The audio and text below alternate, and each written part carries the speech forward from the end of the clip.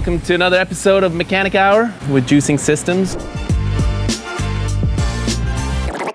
Well, this episode we're going to talk about our belt centering device. This is specifically a KB750. What it does, it keeps the belt centered in the middle of the press, and it's composed of piston that pushes that bottom roller back and forth, as well as that green sliding plate behind it.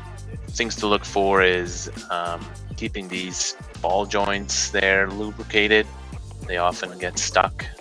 It's not the end of the world, but it works better if it's lubricated. On the other thing, what we're looking at is when the belt runs over the roller, it actually pulls this rod that is connected to the bottom roller upward. So most people think it's running down on the bottom, but as you tension the belt, it runs on the top of that green slider. And so what we can do when we encounter this top of the green slider to be compromised, we can just loosen those two screws and flip the symmetrical slider around. So now that the compromised part is actually at the bottom and the good part is back on the top, because that's where the pressure gets exerted.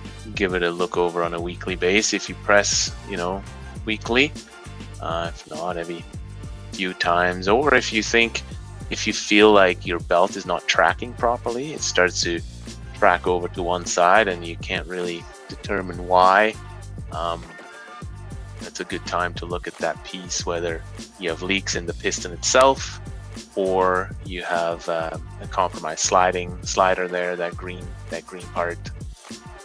That could be all reasons why that belt centering doesn't work anymore. The other reason is the lever that sits on the inside of the press that touches the belt, and it's a little L-shaped